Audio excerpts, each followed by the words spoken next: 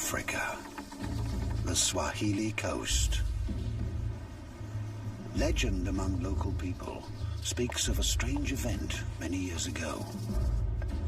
It's a day that would change their lives forever.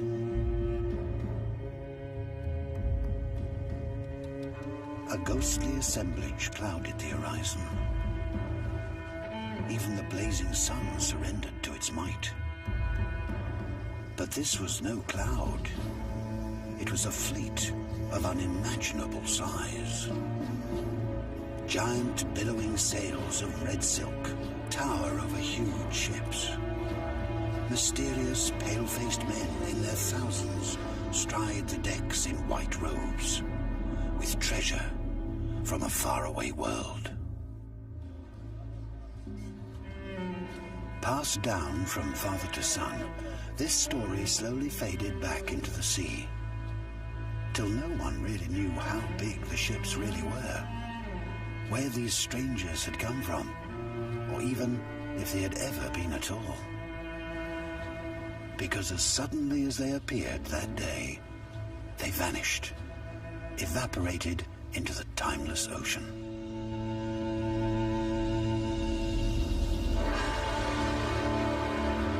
This was the great treasure fleet from China, the Dragon Throne, the biggest fleet assembled on the world's oceans until the 20th century.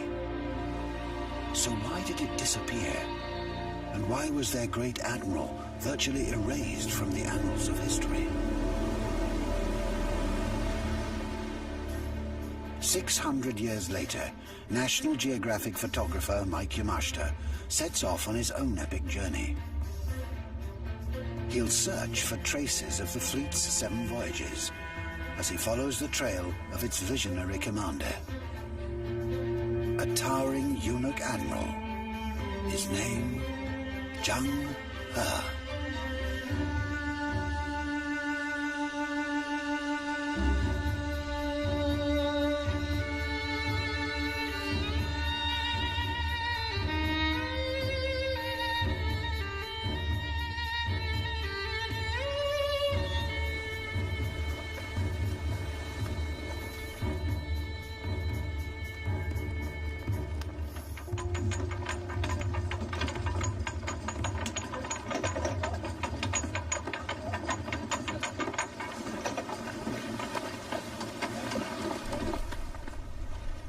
You know, when I first read about Zheng He last year, I was totally intrigued. How is it that I had ever heard of this guy before? He sailed 40,000 miles across the South China Seas and the Indian Ocean, decades before Columbus and Vasco da Gama had made it to the coast of Africa. The only way I can truly understand these great voyages is to make them myself and get a taste of the worlds that Zheng He and his crews must have experienced 600 years ago. We're on the decks of the Green Eyebrow, a 100-foot replica of a renowned Song Dynasty junk, at the mouth of the Yangtze, exactly where Zheng He started and ended. The great treasure fleet had hundreds of ships, some many times this size, making China the undisputed ruler of the sea. Yet this unprecedented period of Chinese expansion would, one day, suddenly come to an end. The central enigma of the last millennium, I think, is why it's the West that is dominant today in the world rather than the East. Anybody for the first half of the last millennium would have been confident that it would be China who would be the major player in the world economy and in the global military. And instead, about halfway through the millennium, something happened, and in fact it was Europe and people of European stock who ended up triumphant today. The key question is how that came to happen.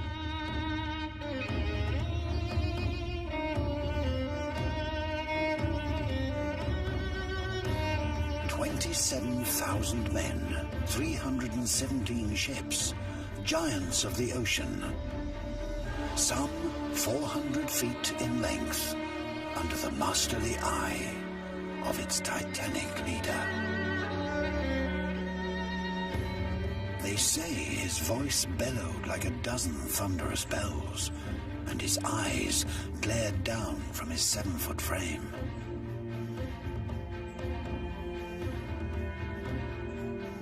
A formidable man, with power to wield as he chose, in peace or in war.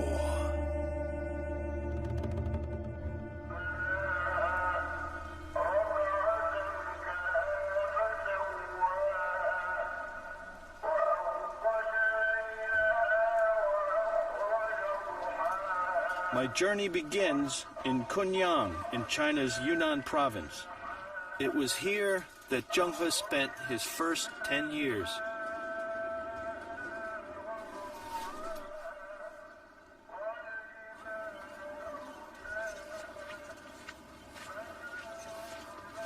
Now, for me, one of the most interesting pieces of the Zheng He puzzle is how he got from a rural, totally landlocked farming village in Yunnan to become China's greatest seafaring explorer.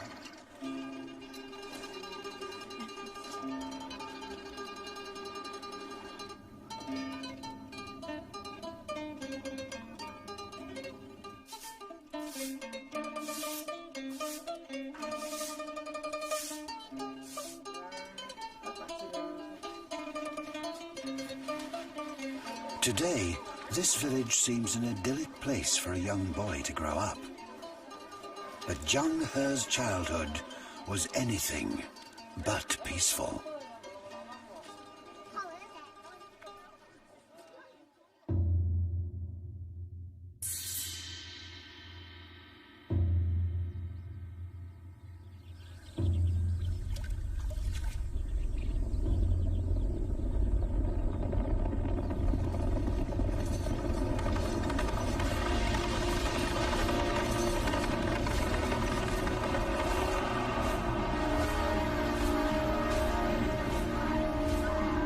Tribesmen are slaughtered in their thousands, and young boys castrated.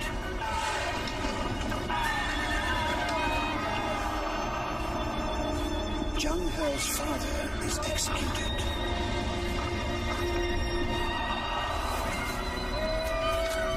But his son is spared. For a single agonizing knife stroke that will seal his fate forever.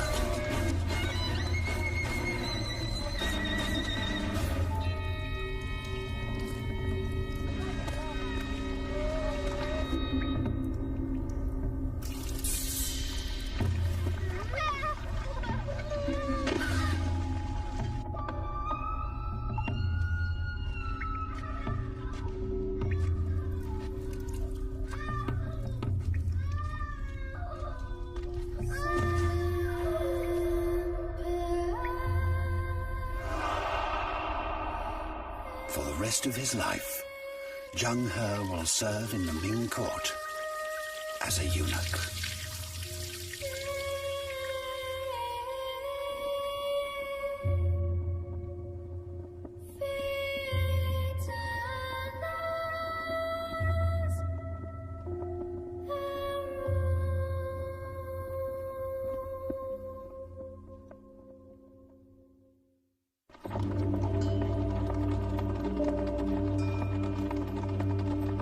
A few years after his capture, the young Zheng He is brought to the palace in Nanjing, the capital of the Ming Empire. He will now serve a rebellious prince who will one day reward him with one of the most powerful positions in China.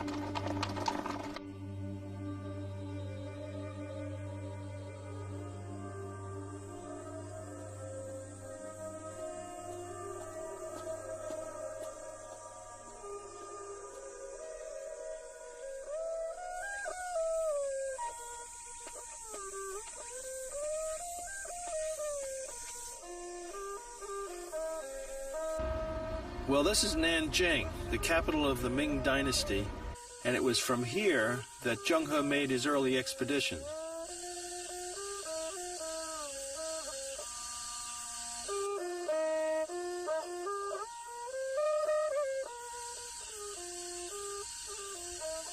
A lot of Nanjing has been destroyed. There are only a few palace buildings left here today, which makes it hard to visualize what the world of the Ming court must have been like in the 15th century.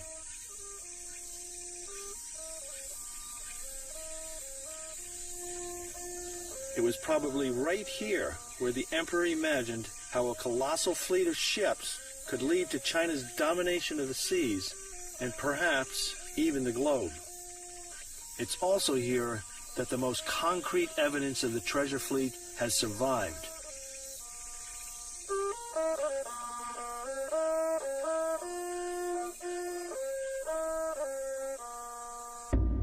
Even today, the great admiral's unwavering eye surveys the scene 600 years on.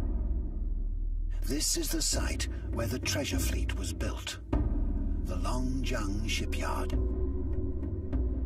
But there is virtually nothing left of it today.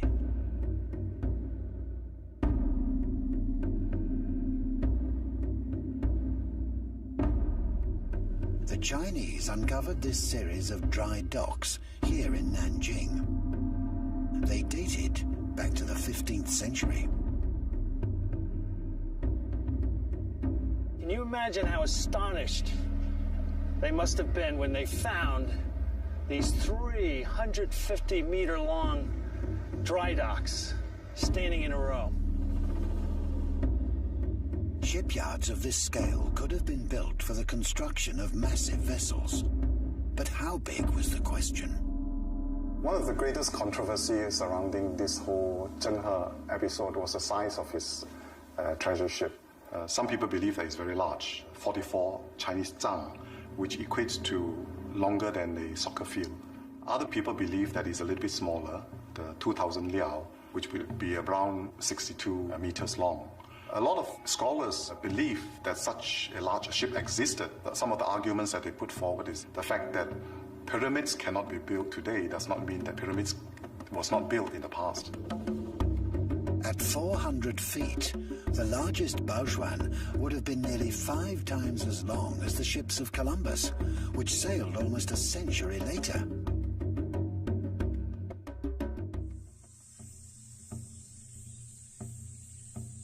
Deep in the mud of one dry dock, they made a further discovery. It lies today in the Nanjing Museum.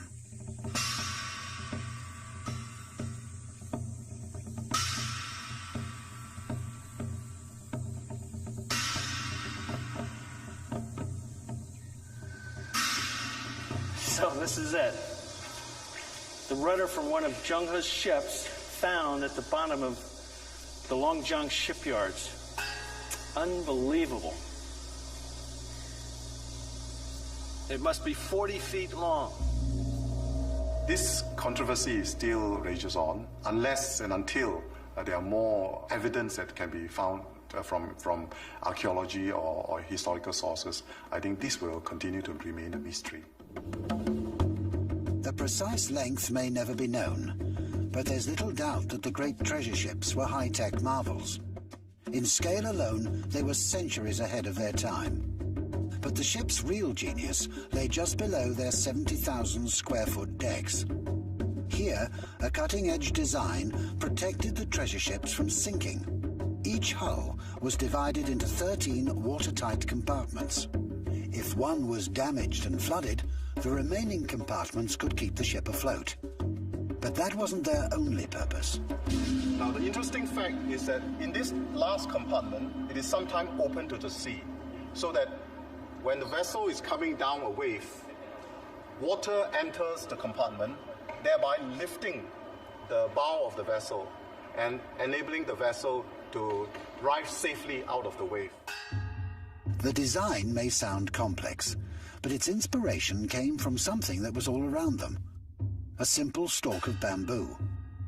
It would take nearly 400 years for Western naval architects to incorporate this same technology. Zheng He personally commanded these highly advanced fleets on 6 of their 7 voyages, but ultimately they were the brainchild of the man he served. A cunning military leader, Zhu Di, personally led his troops to victory over the Mongol hordes.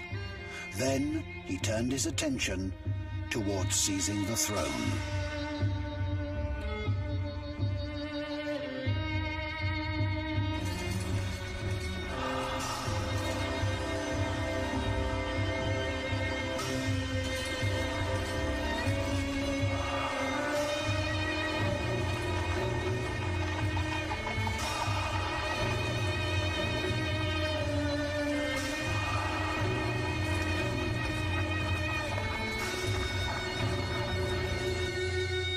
At the emperor's side was the man he'd come to depend on in his military exploits, Zheng He. As a reward, the emperor appointed him Admiral of the Treasure Fleet.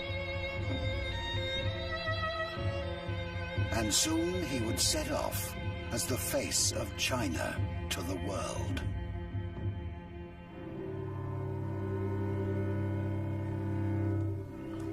The emperor had quickly sought ways to legitimize his power and forge a legacy that would match his colossal ego. The result? Some of the most ambitious construction projects the world has ever known. And this is probably the most famous: the Great Wall.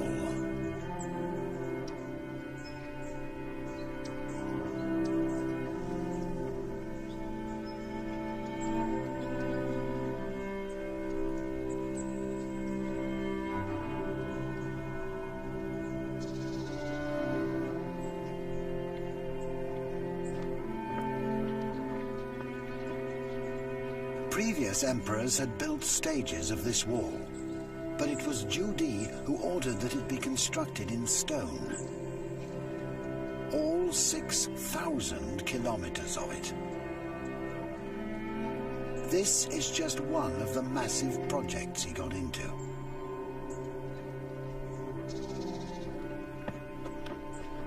But even the son of heaven, Zhu Di, had to realize there was a limit.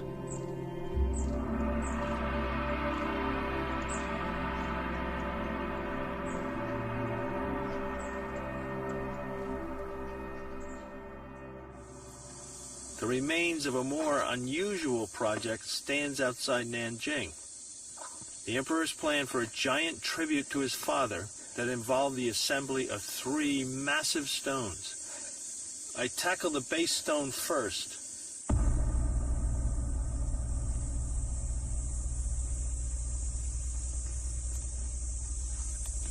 It's like a small mountain, but there's more.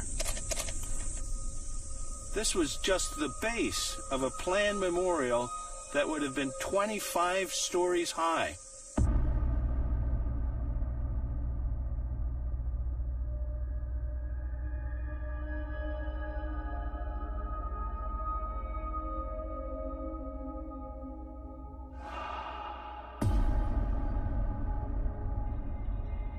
The emperor's plan was insane and was never actually completed because it would have weighed 34,000 tons, and that would have been impossible to move.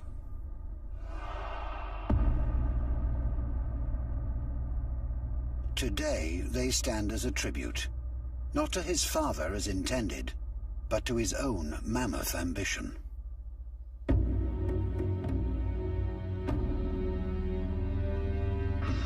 In nearby Nanjing, the design, construction, and launching of the treasure fleet was no less impressive and far more successful.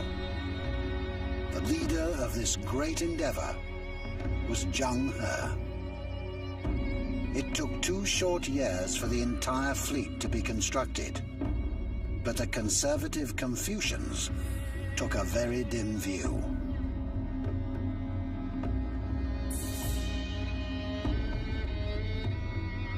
central tension in 15th century China was between the eunuchs, who were close to the emperor and wanted to make money and were willing to try new things, were willing to explore, and were very much dominated by the Zheng He camp. The Confucian scholars, on the other hand, were rooted in the past. They had a stake in the way things had always been done, and they did not want to try new things, did not want to explore. By 1405, hundreds of ships gathered on the Yangtze River outside the capital Nanjing, ready for their maiden voyage. It was like a floating city.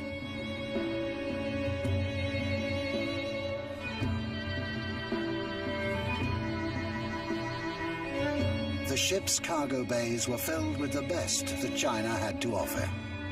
Tons of the finest silks.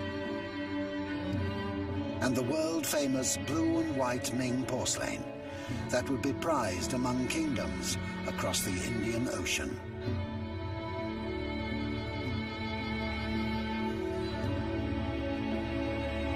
It was an amazing display of might to prove China's preeminence to the world.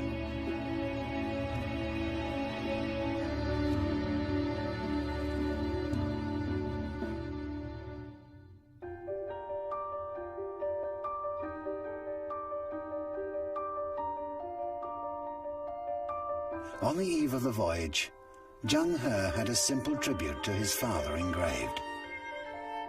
By nature, he was especially fond of encountering those who were impoverished or distressed, including widows, orphans, and others with no one to rely on. There was no one in this community who did not look up to him. He was content as an ordinary commoner, yet cherished the bestowal of extraordinary favors. It is fitting that he should have had offspring, illustrious in their own times.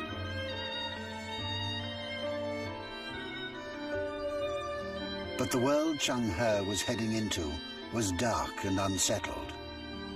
A final offering to the patron saint of sailors, Tian Fei, requested her blessings. Little did they know, it wouldn't be long before her protection was needed.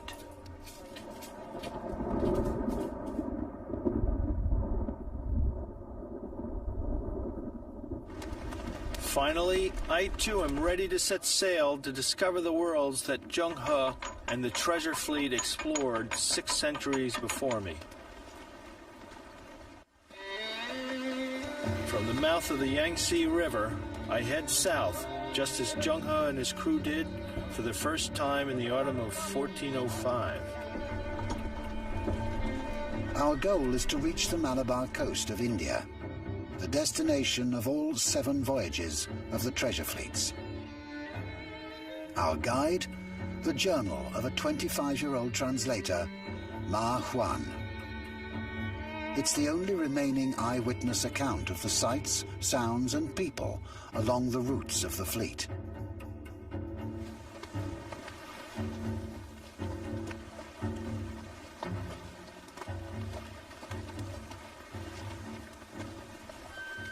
As we pass the coast of Vietnam, Ma Huan's writings begin to come alive.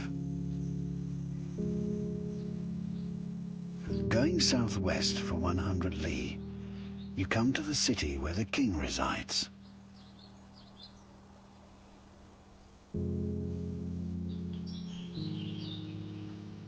Most of the men take up fishing for a livelihood. They seldom go in for agriculture.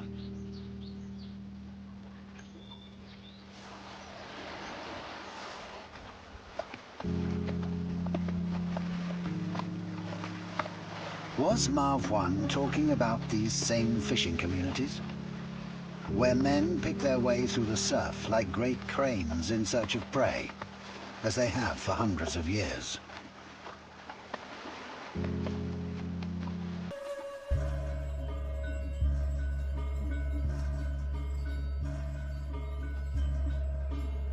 My journey soon takes me further south to the island of Java, Indonesia. Here in the port of Gresik, I decide to come ashore It's the only way I can reach one of the most amazing sights that Zheng He probably witnessed in the early stages of his journey.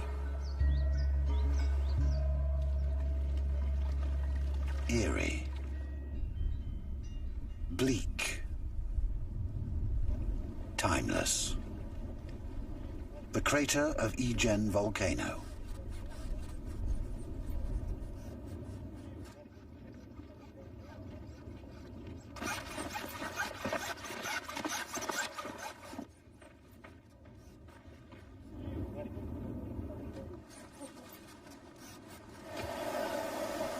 Nothing seems to have changed here for centuries. These men still pry the sulfur out by hand in toxic fumes that are almost unbearable. In his journal, Ma Huan described this scene. The mountains produce sulfur, which comes from the inside of caves. Plants and trees will not grow on these mountains. The earth and rocks are all a bright color. These loads of sulfur can be up to 100 kilograms. That's more than their own body weight.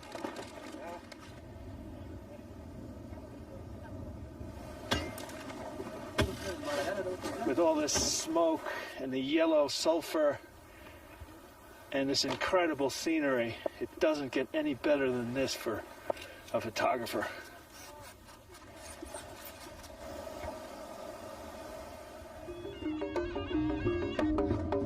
Indonesia was a lure for its spices, but in the 15th century it was also unstable. Its inhabitants were known to be violent.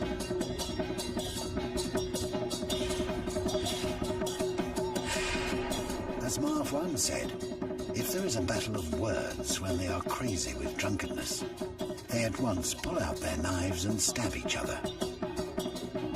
When they were a threat to stability, Zheng He sometimes used force to settle conflicts.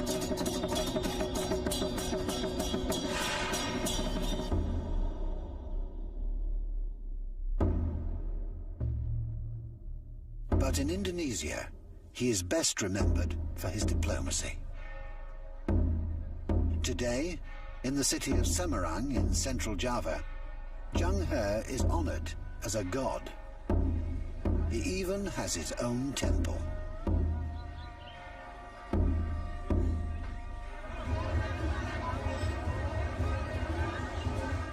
Every year, thousands of devotees from across the region come here to pray for his blessings.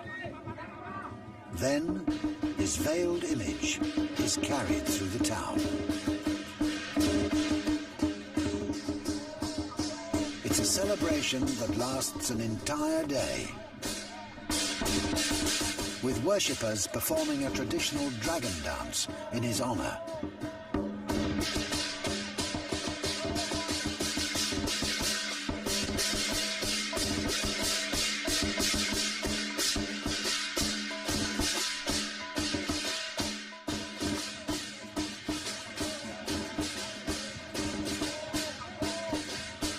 For centuries, he was virtually unknown in China. But here in Indonesia, his deeds have never been forgotten.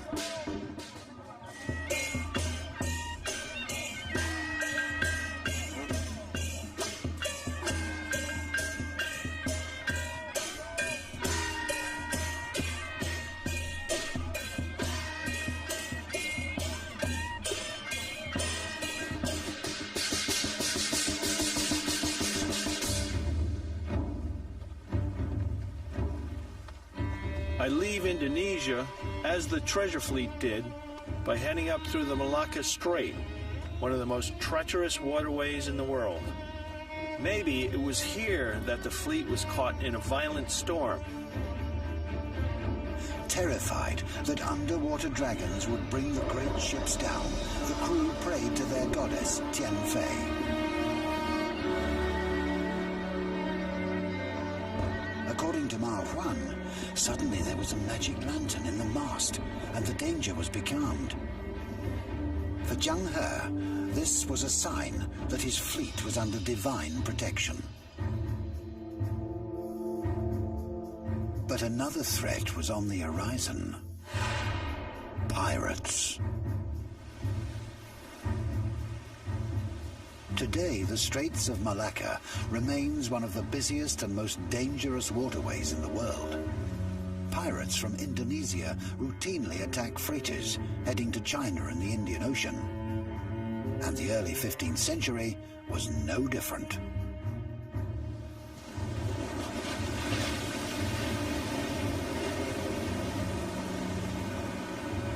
A Chinese pirate named Chen Zhu had seized control of the area, and his heavily armed junks plundered any passing ship. His forces were swift and deadly.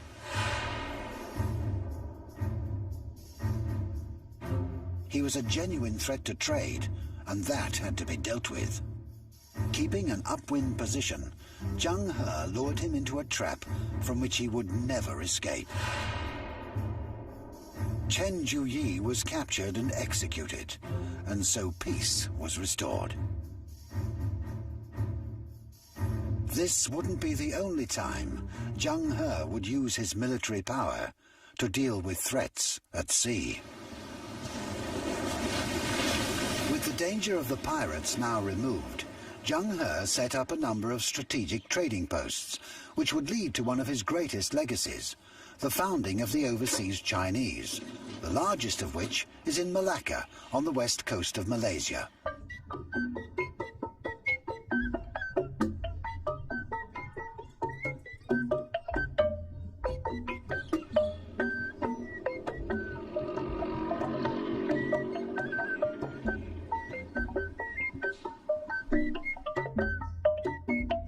Legend has it that the Ming Emperor gifted a princess to Malacca's local sultan and 500 Chinese maidens, who intermarried with local men.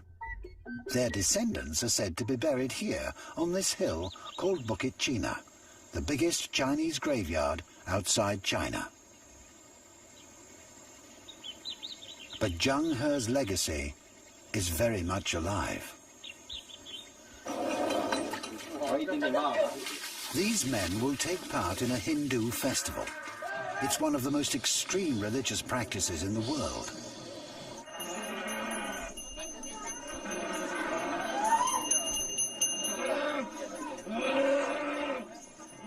This ritual is from India, but here in Malacca, it's practiced by ethnic Chinese. One such worshipper is Aaron. So Aaron, how do you feel? Are you afraid about pain? No, I'm used to it. How many times have you done this? This is my second time.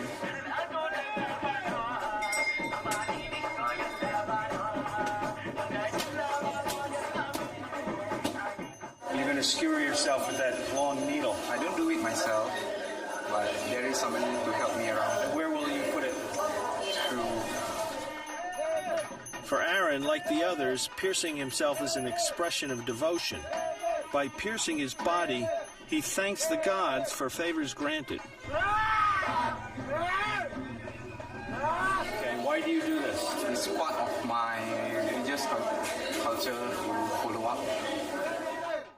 But that's interesting that this is an Indian festival and you're doing this. Because it's from generation to generation, since to my great-grandmother up to today.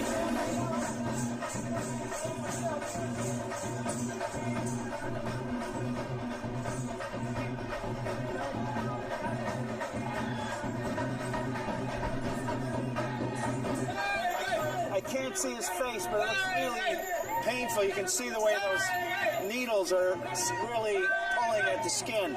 The most amazing thing is there's no blood. Wow. If that doesn't hurt, I don't know what does.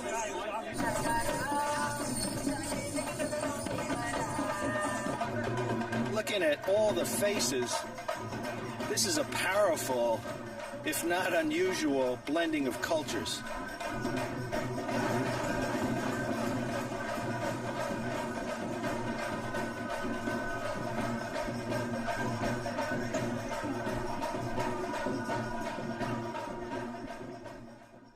Malacca, the treasure fleet enters the vast open waters of the ocean as it heads toward its destination, the riches of the Indian Malabar coast. The achievement of moving 300 boats and 28,000 men around the Indian Ocean basin was extraordinary. They were navigating by the stars. The only time calculation they had was a candle, and they were measuring the speed of the boat by dropping a stick off the bow, and as it passed they would recite a rhyme. These were extremely crude navigational tools, and yet they managed to get from point to point in the Indian Ocean basin with extreme accuracy.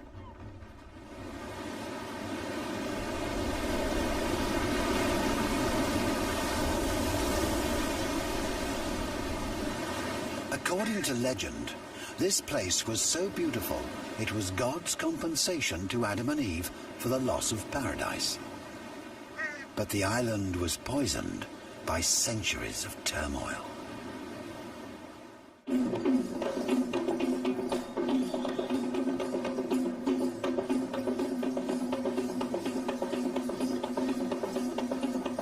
Sri Lanka. Thousands converge on Asia's biggest festival, the magnificent Perahera.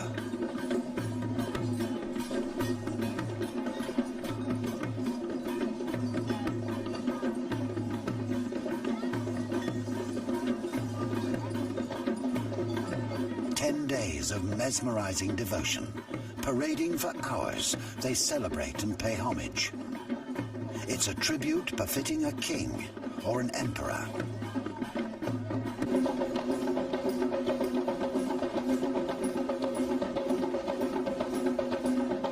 High above the revelers, though, it's a tooth thought to be that of the Buddha that is paraded through the streets.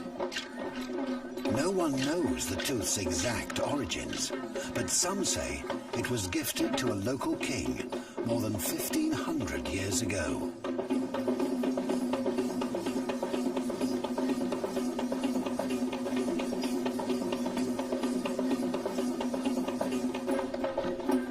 In the 15th century, this relic was one of the island's most coveted possessions.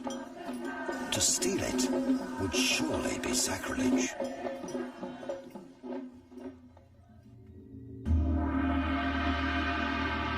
Whatever his intentions for the Buddha's tooth, the inhabitants of this island were suspicious of Zheng He or any outsiders, especially those who were heavily armed. But this was an island in a constant state of ethnic conflict, and after centuries of civil war, it seemed unrelenting. Would Zheng He be able to make a difference? Or would it lead to more bloodshed? I begin my journey to find out what happened here by heading to Sri Lanka's towering religious icon, Adam's Peak.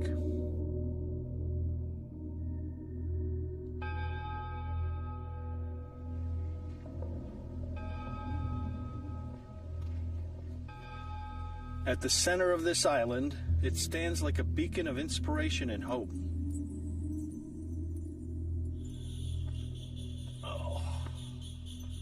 Pilgrims from all over, old and infirm, all make the brutal ascent to its summit.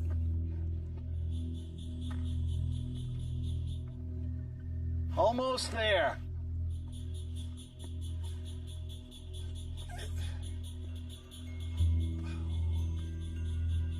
We're here, the top of Adam's Peak for sunrise.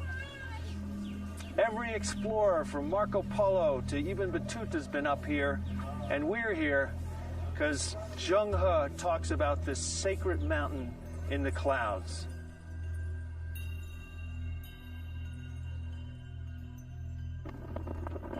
Adam's Peak is a place of worship for Hindus, Buddhists, and even Christians. There are no tensions here, just shrines, worshippers, and a stunning view.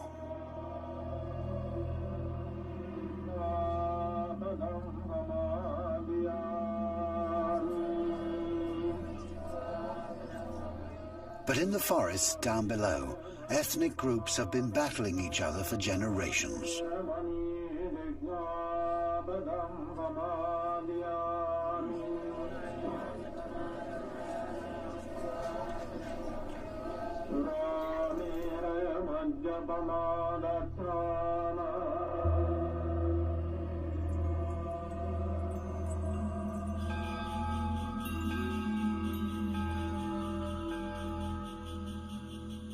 On the way down are riverbeds famous for producing some of the finest gems in the world: rubies, topaz and sapphires.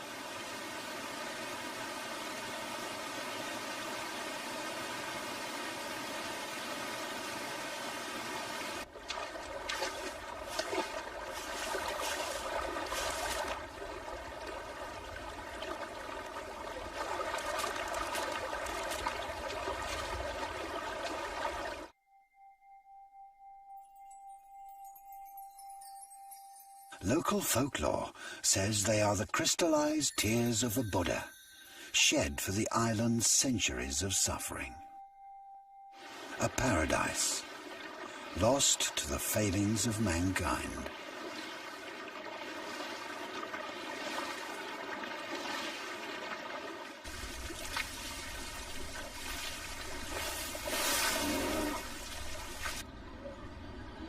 European voyages were not only trade voyages, but they were very much religious endeavors to convert non-Christians to Christianity. They were crusades. Keen to establish peace, Zheng He presents a gift to the local Buddhist chief: a tablet written in 3 languages: Chinese, Tamil, and Persian.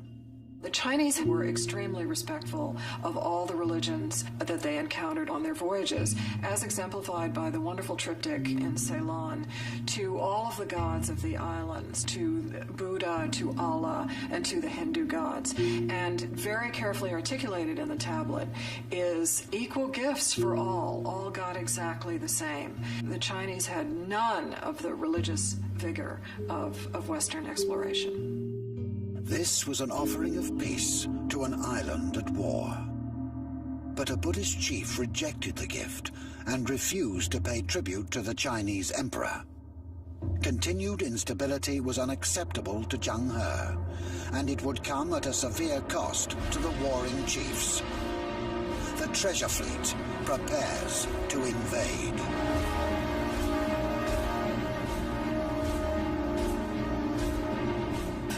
Straight away, their dens and hideouts we ravaged and made captive that entire country. These insignificant worms do not even merit the punishment of heaven. And so, Zheng He's use of force led to a period of relative stability. Importantly for China, trade could now flourish, but only decades later, the island again descended into war. To this day, ethnic conflict continues.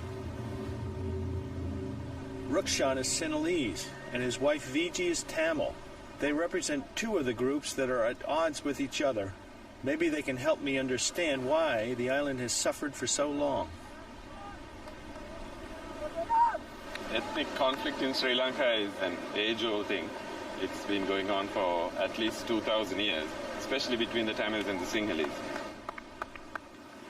Ethnicity has been redefined by politicians, and that causes people to view each other with suspicion and a sense of us and them. We have to learn to share this island. It's not a very big place. It has to begin at an individual level. People have to start seeing other people as human beings first and not as members of one ethnic group or another.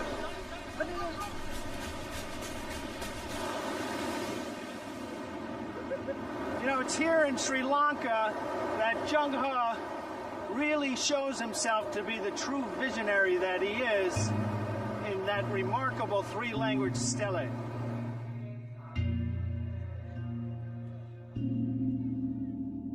But today, it's locked away.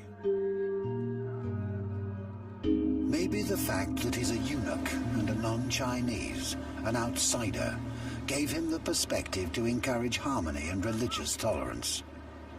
In Sri Lankan history, Zheng He is seen as a man of war, and the memory of his peace offering has faded away, as a wave ebbs into the ocean.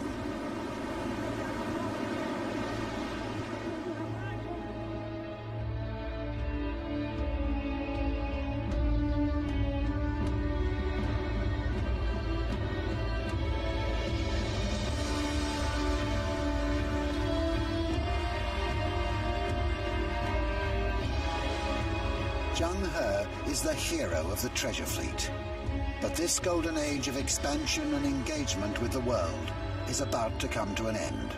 Arguably the worst foreign policy blunder that any country has ever made was China's decision in the 1400s to abandon Zheng He's explorations and instead to close the country, to turn inward. And the result was that China's trade vanished, its economy began to diminish, and that it found itself on a downward escalator, which it found itself impossible to get off of.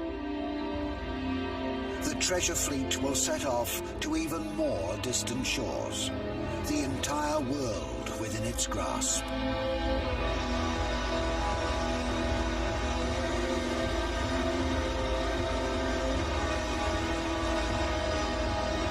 Zheng He and the colossal treasure ships will vanish almost without a trace.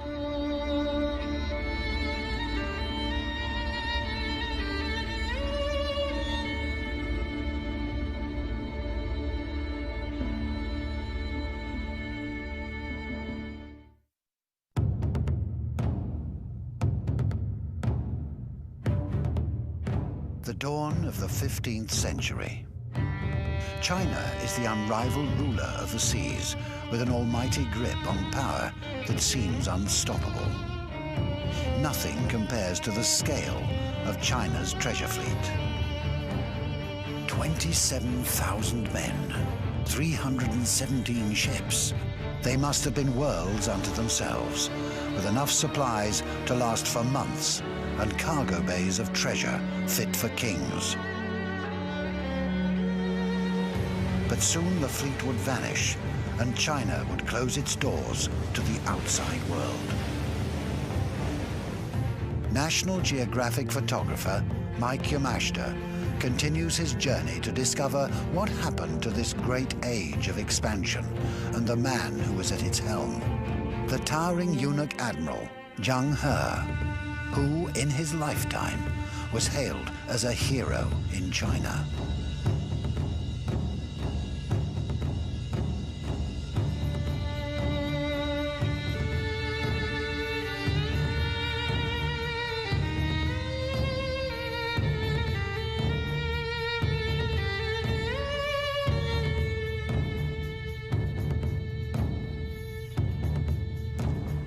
From Asia to Africa, we follow the voyages of China's greatest explorer, Zheng He. For nearly 30 years, he led the treasure fleet on 7 epic voyages. It was a feat centuries ahead of its time. China was incredibly more advanced scientifically, culturally, and economically. It amounted for, by far, the largest share of the world economy. Maybe the best measure of China's sophistication was that it was not until World War I that Europe and the West were finally able to put together a fleet as sophisticated as China had in the early 15th century. From China, we've traveled through the South China Sea and across the great Indian Ocean. Beyond Sri Lanka, like Zheng He, we turn north.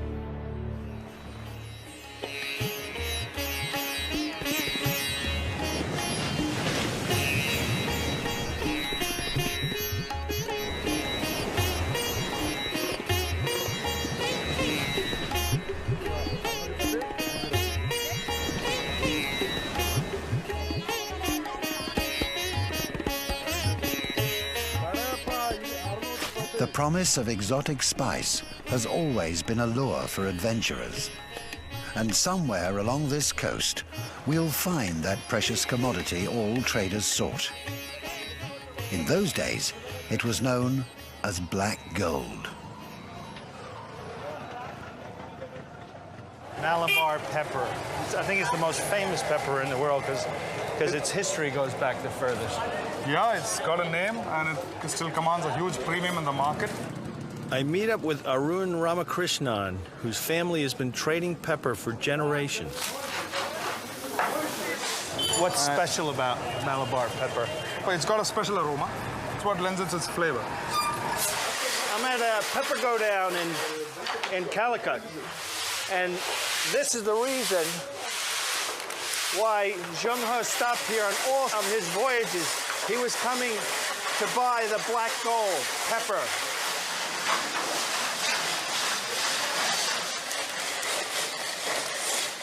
This was the most precious of all the trading goods that Zheng He came in search of.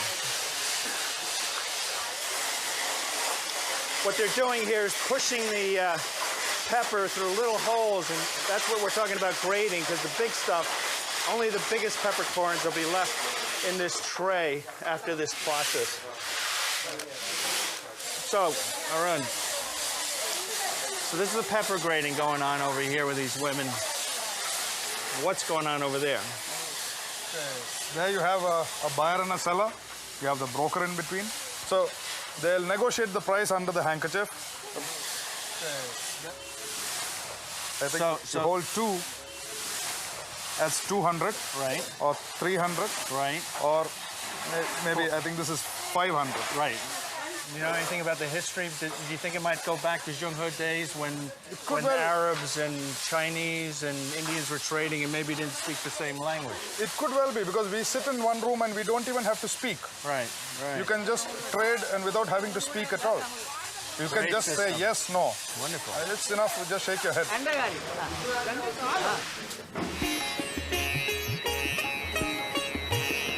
In nearby Sri Lanka, Zheng He was drawn into the war between the island's ethnic groups. But here in India, there was no such conflict, and exchange flourished. The Chinese called the port of Calicut the great country of the Western Ocean. As Ma Huan, the treasure fleet's young Muslim chronicler, wrote, "The people are very honest and trustworthy. Their appearance is smart, fine, and distinguished."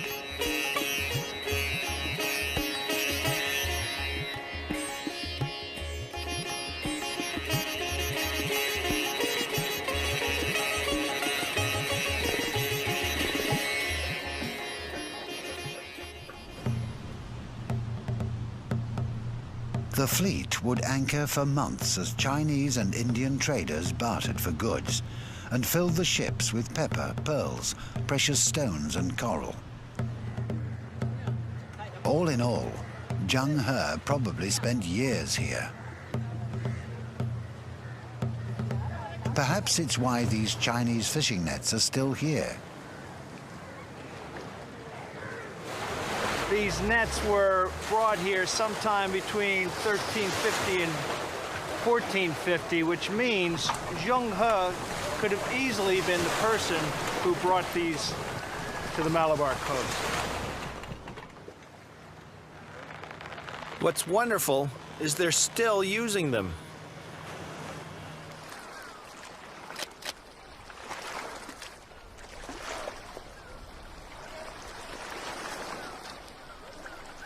In the nearby port of Cochin, local Suresh Moni reveals why the Malabar coast was such a stable trading partner for Zheng He and the Chinese in the 15th century.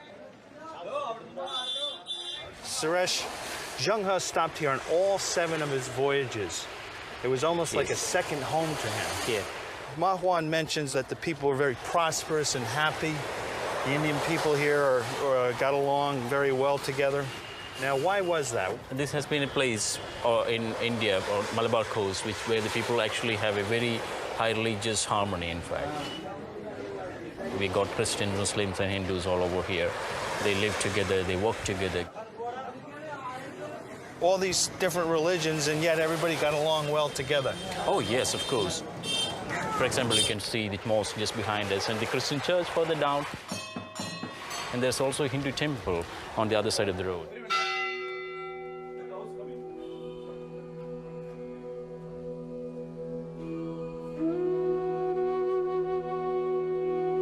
Here in India, Zheng He found the kind of religious harmony he tried to forge in Sri Lanka. This stability, along with the flourishing pepper trade, made India China's biggest trading partner for the time. As we travel down the coast, we hear rumors of the world's largest wooden ship under construction. These backwaters are deceptively silent. The forests are teeming with activity and the production of trade goods.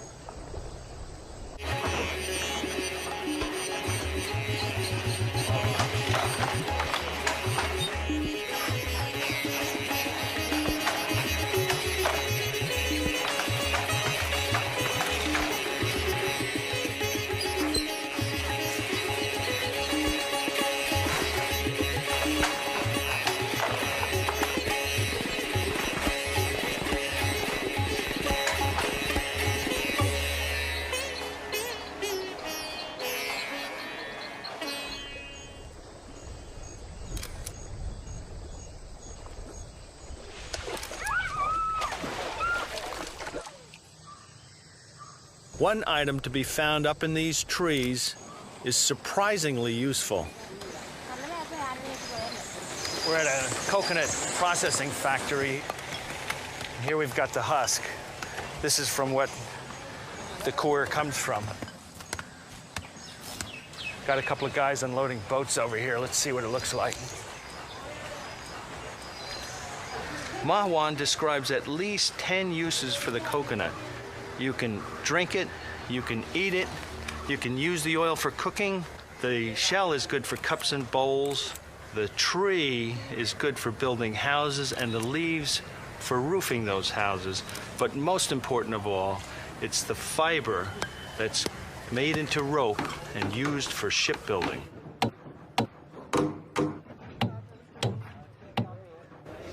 This is unbelievable.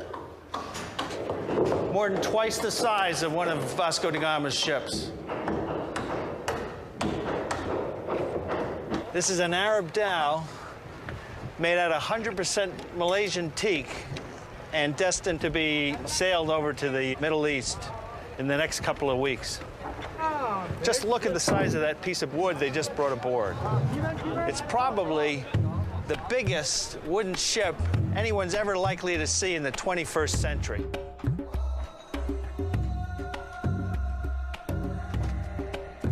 Yet the great treasure ships were more than double this size.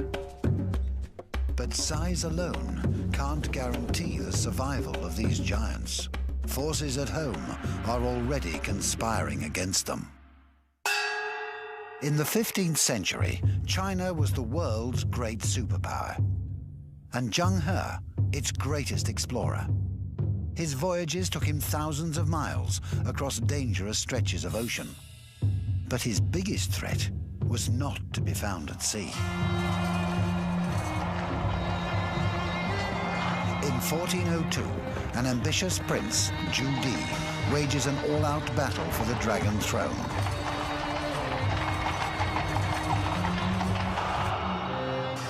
He installs himself as emperor.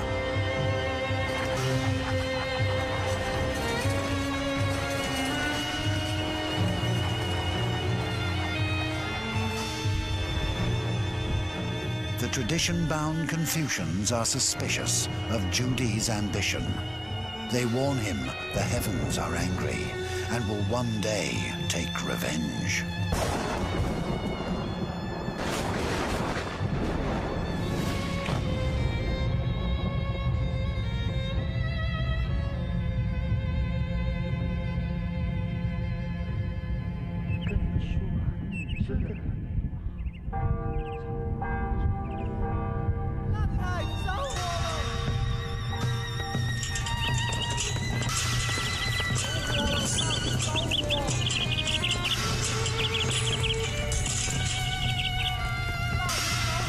According to a Persian envoy, it was like the light of 100,000 torches.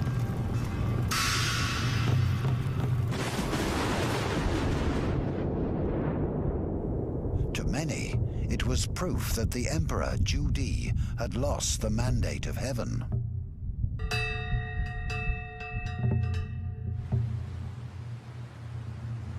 If the treasure fleet were to be halted, it would bring China's trade with the outside world to an end. But that isn't all that's at stake.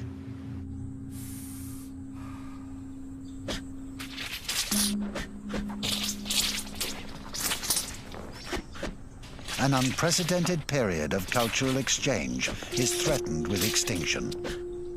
It's said that China's most famous martial art, Kung Fu, originated in India. In Kerala, Sunil Kumar's family has practiced the traditional South Indian martial art of Kalari for generations. Well, tell me a little bit about what you know best. Kalari Payat. Historians believe this is the mother of all martial art forms.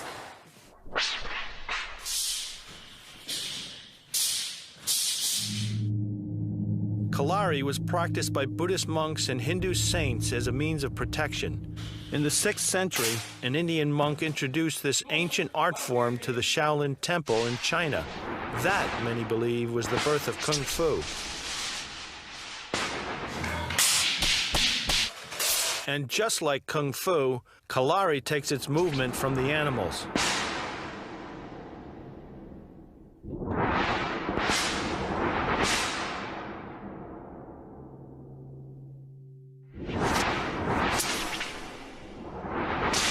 Tell me about the movements of Kalari as being related to Kalari, animals. we are doing 8 postures. Elephant posture is for getting the strength in the body. There is some special measurement for that and go and stay like that.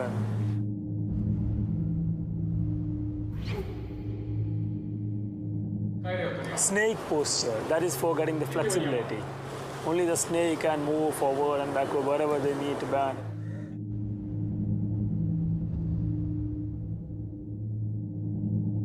What about the leaping? One we are adopted from the fish and also from the cat.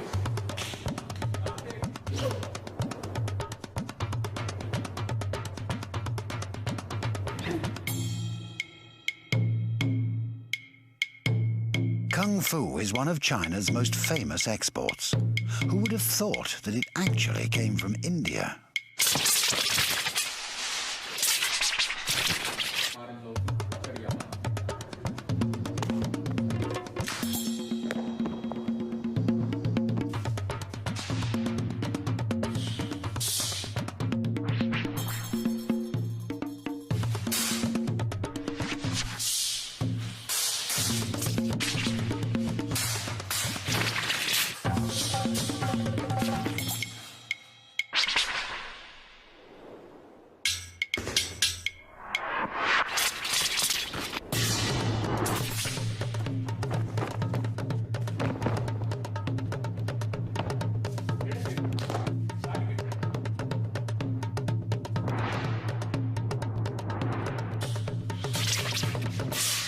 But cultural exchange was not limited to martial arts.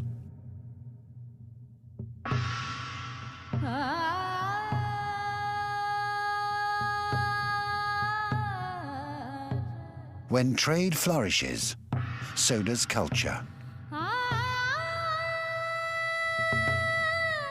The treasure fleet was much more than a vehicle of power and trade.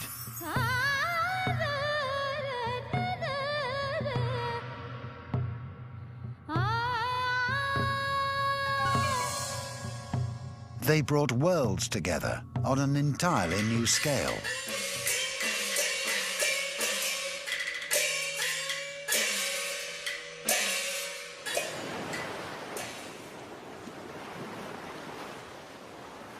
Finally, we leave India and follow the treasure fleet west. Like Zheng He, we set out across the Arabian Sea toward the coast of modern-day Yemen.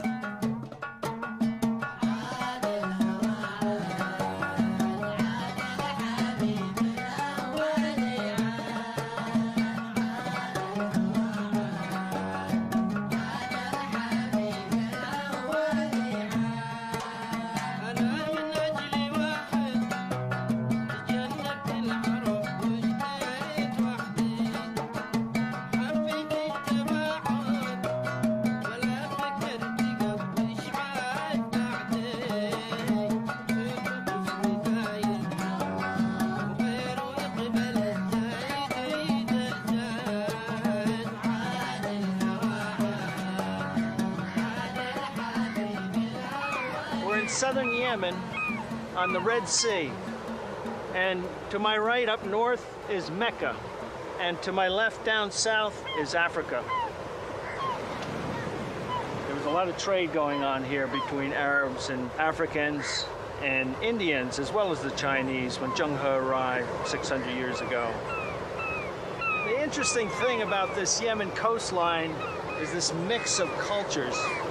You got a mosque over there, and you got an African village behind me. And that's just the way it was, even back in Zheng He's day.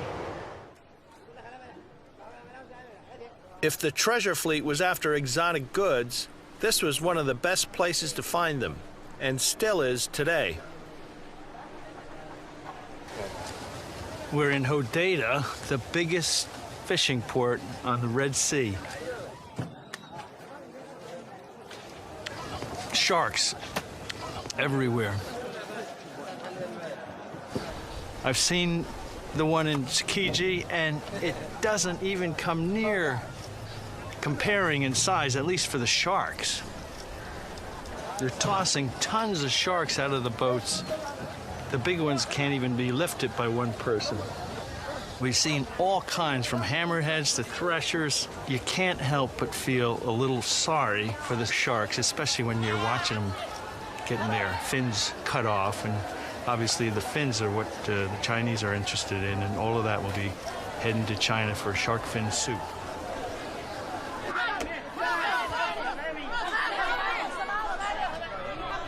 Bargaining and noise, and everybody's excited. It looks like they're fighting when they're bargaining. I have no idea what they're saying, but obviously those catches are worth a lot, and everybody wants a piece of the action. This has got to be the mother of all shark markets. It's possible that Zheng He loaded his ships with sharks from markets like this. But for him, the real prize lay further inland.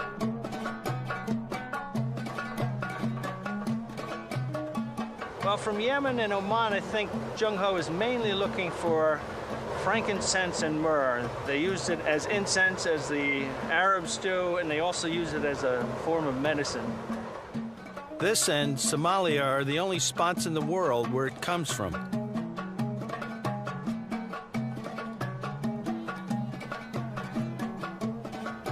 It comes from the interior, deep into the most inhospitable parts of the globe. It was brought to the coastlines by long trains of caravans of camels.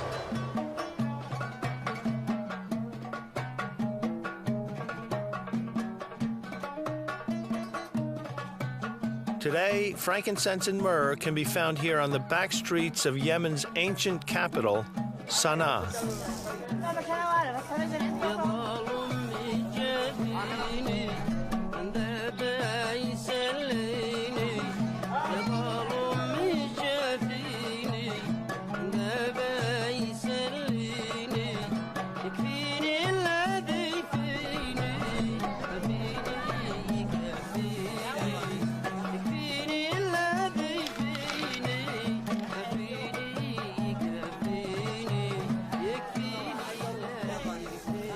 Frankincense. That's frankincense, Mike. It smells great. Tell me about it. Yeah, frankincense is that they collect it from the bark of the trees, nearly in Hadramaut, normally in Hadramaut and the borders of Oman, which is called the Far area. And they make a hole in the tree, and then the second day they come together all this from the tree itself, from the bark, and they sell it in kilograms, or also in grams as well. There are different sorts of myrrh. incense and frankincense. Myrrh? That's myrrh here. And this comes from the same place. From the same place, but different trees. Different trees. Right. So this is the sap from the tree. That's the sap from the tree, and that's from the bark. So is this? Oh, this is from the bark. That's from the bark. Oh, that's why right. not? That's right. Has a nice smell. Well, they burn it up, actually. They burn it up on coal, charcoal, and then it becomes a very nice incense. Trading for frankincense and myrrh brought Zheng He's expeditions repeatedly to the Middle East. But he may have had more personal reasons: to follow his faith in the footsteps of his father.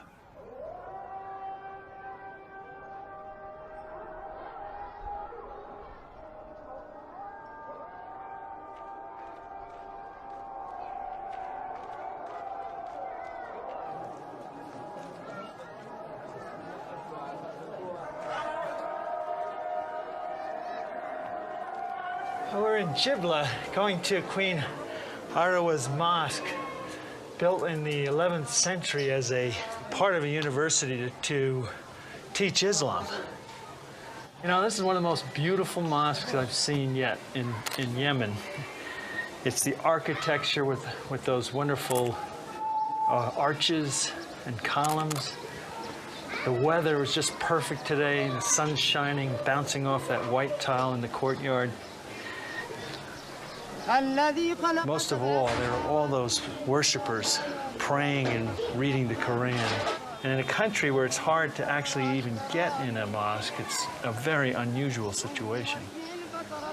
You know, Zheng He, as a Muslim, must have been dying to get to Mecca. His father made the pilgrimage before he was born. And his family were Muslims who came from Central Asia.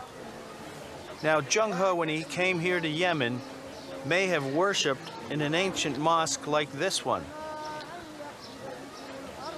Whether he made it to Mecca or not is another story. We are led to believe in the last voyage, the voyage in which he died, that he may have gone on a pilgrimage to Mecca. And if he didn't actually get there, he certainly wanted to very much. Whether Zheng He fulfilled his spiritual quest may never be known. By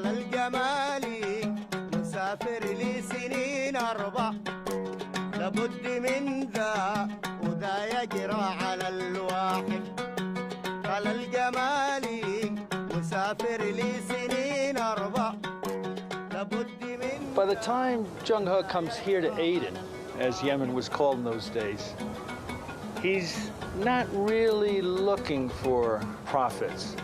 He wants basically to show the world his power, China's power as the greatest country of the world. And that's why, of course, he's traveling with 300 ships with 27,000 soldiers and these huge treasure ships of 400-foot length.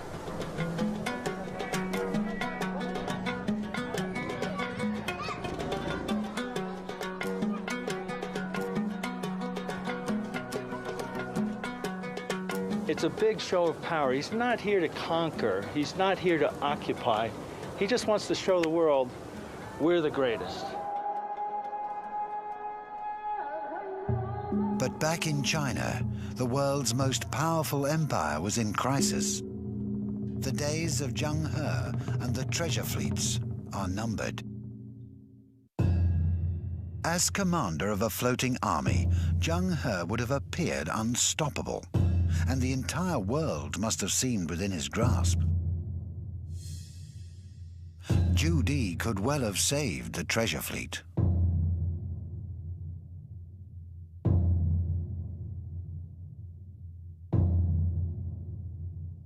As Zhu Di's body is laid to rest, so with it is his vision for China as a global superpower.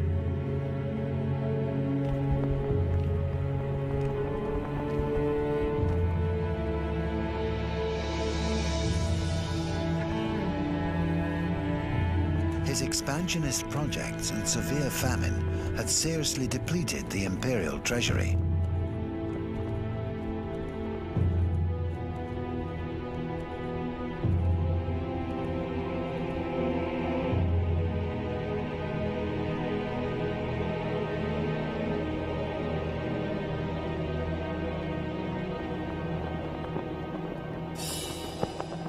Within a year, Confucian influence begins to dominate. Confucian philosophy, I think, stressed that the empire should be self-sufficient, that the trade was really unnecessary. You didn't want foreigners interfering in your country. The son should not go abroad because he couldn't attend to the filial obligations of his ancestors. Trade was base and demeaning and not well respected by the Confucians.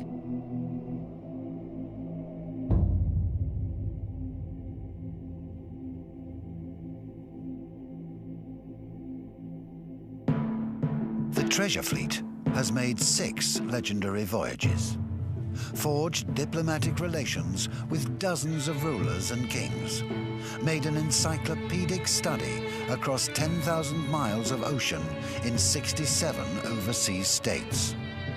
We've seen all the major countries and places where the treasure fleets traveled.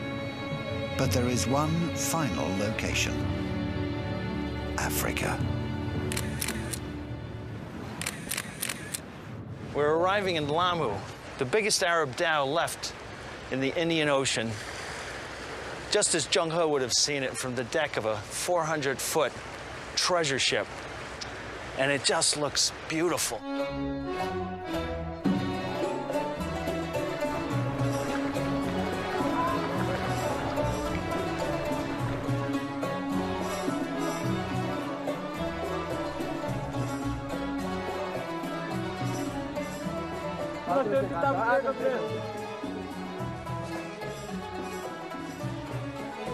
We're here to solve one of the greatest mysteries of the treasure fleet.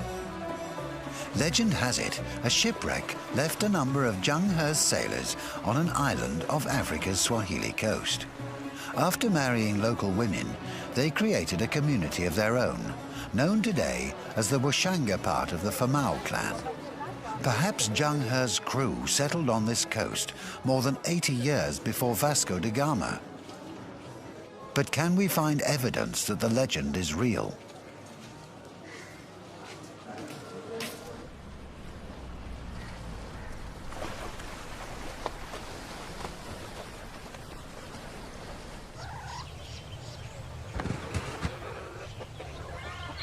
I'm heading to Pate Island with Badi, who promises he can introduce me to a surviving member of the Famao.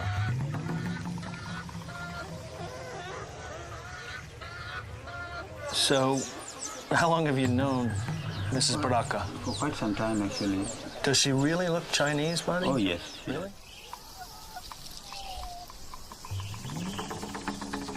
Really looking forward to meeting her and taking her picture. You'll see her, definitely.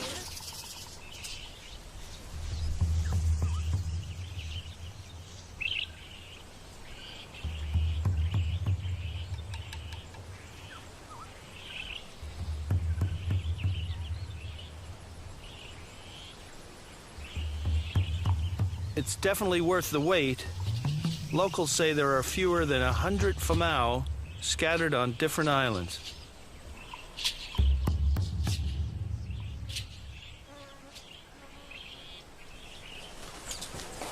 Baraka. Mike. No, Mike, Mama Baraka. Mrs. Baraka, nice to meet you. Nice to meet you. So, Badi, if you could ask Mrs. Baraka a few questions. Could I ask her how long has she lived here in the village? Umeishi katika kijiji kwa miaka mingapi? Kwa muda gani? She had been here since she was born. What must have that been like at age 20 to be told that your great-great-great-great-great-grandfather or whatever was Chinese? Nakwambia huyu bana, ulijuaje kihakika katika umri ule wa miaka 20 kwamba wewe ni Mchina? Ulipata kutoka kwa nani haswa? Mbali na Wasanjini wakina hawa Machina, kwamba ili kabila yetu hao Machina na wale jamaa zetu wote wakawa huambiwa kwamba sampuli ya Machina, balemba kwamba chosiana nao. Among the older generation, like the grandfathers, the great-grandmothers and great-grands, all knew that their ancestry really belonged to that Chinese shipwrecked people. And that was handed over from one generation to the other until it reached her. She shows me a piece of pottery she thinks was brought here on the treasure fleets. Oh, yeah. Was that the only piece? Could I see? Well, I'm no expert. Looks like the real thing to me. It looks like. The nearby Famao graveyard looks very familiar. These Chinese-style graves even have Ming pottery for decoration. It's hard to tell from her face alone that Mrs. Baraka's origins are Chinese, but her story certainly seems convincing. For generations, the Famao have also passed down an unusual tale. Africa was, of course, Zheng He's El Dorado. It's a great mystery as to how these very remote people who speak no English, who of course read no Chinese, they had such amazingly specific details that the emissary from the Emperor of China had come to Malindi and that the king of Malindi had given them 2 giraffes. One of the giraffes had died on the way back to China. Were they truly descended from shipwrecked Chinese sailors? How did they acquire this knowledge?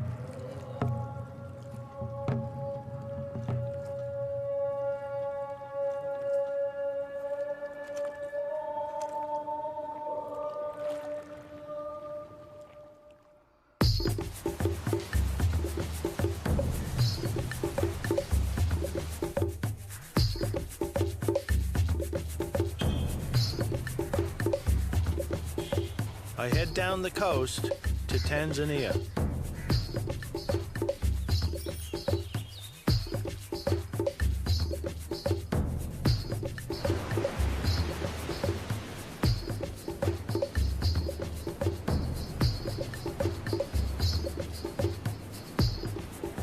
We're in Zanzibar, the famous spice island of the Swahili coast.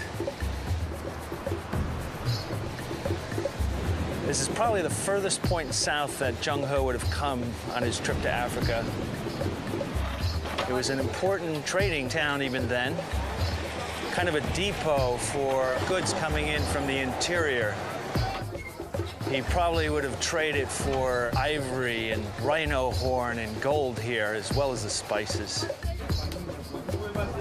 As I'm looking at this incredible blue-green water out there, I'm imagining how amazing it must have been to watch 300 ships coming in on the horizon. It must have been just an incredible sight.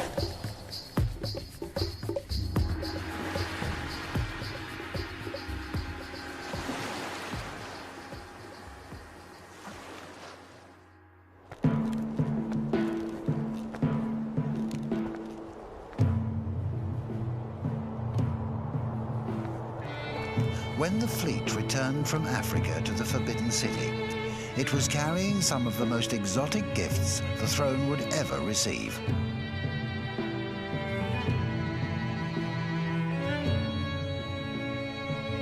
A giraffe from an African king. Spectacular proof of the tribute paid to the dragon throne.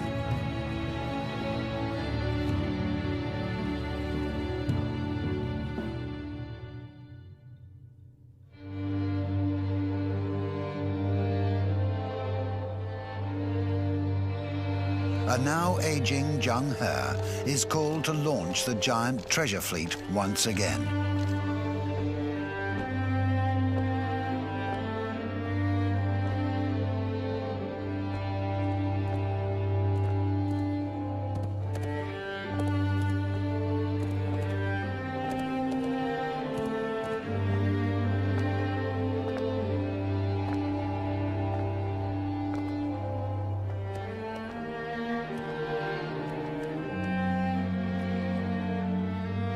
But Confucian grip on power has all but sealed China's fate.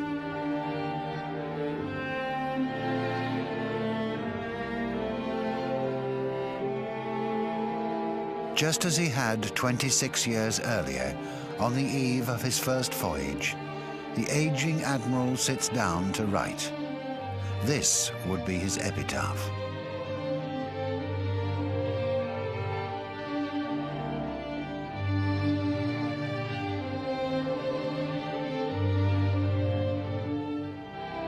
we have traversed more than 100,000 li of immense water spaces.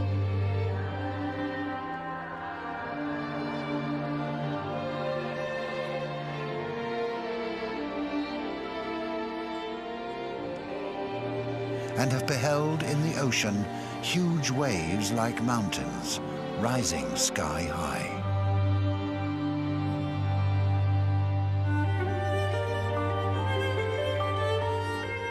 We have set eyes on barbarian regions, far away, hidden in a blue transparency of light vapors.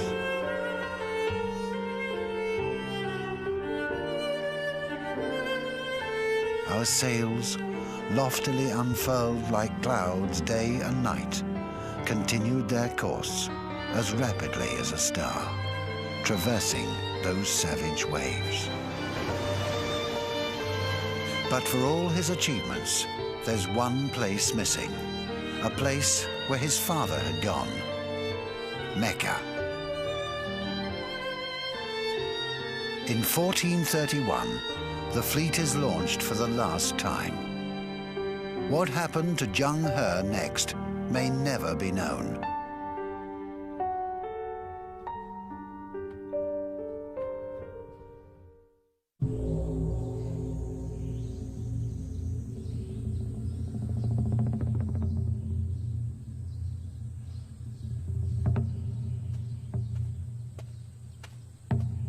The early part of the Ming Dynasty remains China's greatest stage of progress.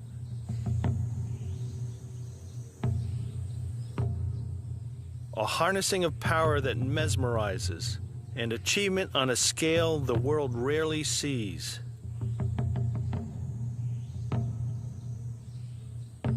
It's not surprising, therefore, that in preparation for his death, the emperor, Zhu Di, had a vast burial site built just outside Beijing. These are the Ming tombs. These statues serve as a permanent reminder to the world of the emperor's power and vision. Remote, magnificent, a gigantic edifice in stone. But for his trusted friend, the great admiral, there would be no such remembrance.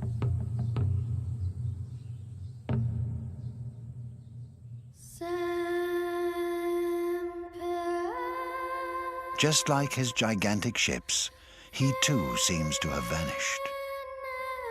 Outside Nanjing, a simple tomb stands in his name, in both Chinese and Arabic.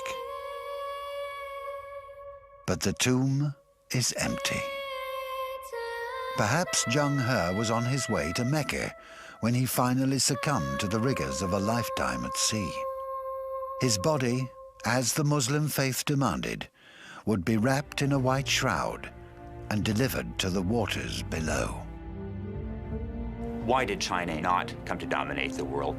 The first reason is, in a sense, they weren't greedy enough.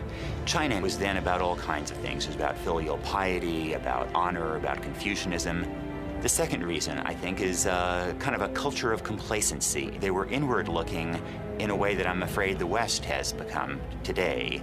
And as a result, there was a lot of opposition to the idea of going abroad.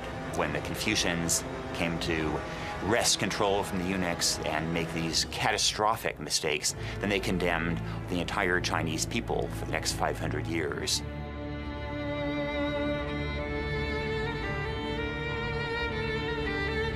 The treasure fleet may have disappeared, but Zheng He's legacy lives on in communities all over the world, linking diverse cultures and religions. In Indonesia, Buddhists worship him as a god.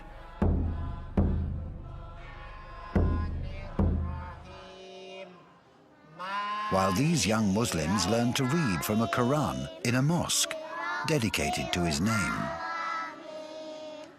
His preaching of religious tolerance is still a lesson for us today.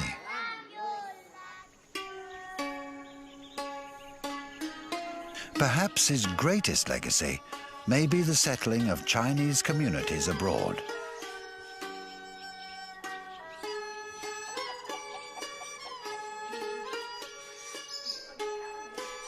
The voyages of Zheng He enabled members of ancient Chinese villages like this one, home to a group called the Hakka, to leave China and seek their fortunes in Southeast Asia, India, the Middle East, and even Africa.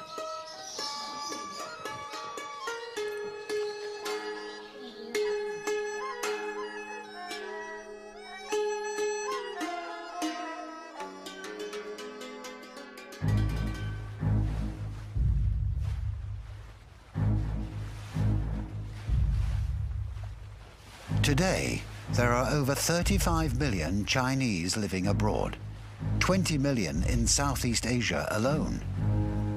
It's estimated that these Chinese hold liquid assets worth $1.5 to $2 trillion. And this is thanks in part to the voyages of Zheng He. Yet this great story of Zheng He and the treasure fleet has virtually been erased from history. 600 years ago, China just wasn't ready to accept the achievements of a man ahead of his time. Now history comes full circle, and China seems ready to embrace the outside world. Today, most of us think that the natural order of things is a rich and powerful West and a weak and poor East. But in fact, for most of human history, it's been the other way around. The upshot is, I think, that the 21st century will belong to India and China. And beyond that, that the entire third millennium will be Asia's once more.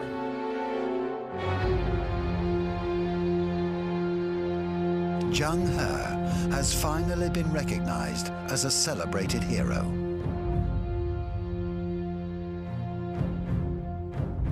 The perfect figure for China's modern-day spirit of openness and engagement with the outside world.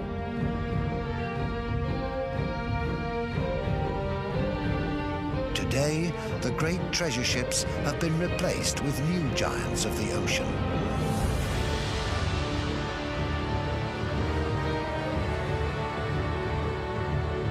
The world is once again within China's grasp. History may be repeating itself, but chances are, this time, China won't turn back.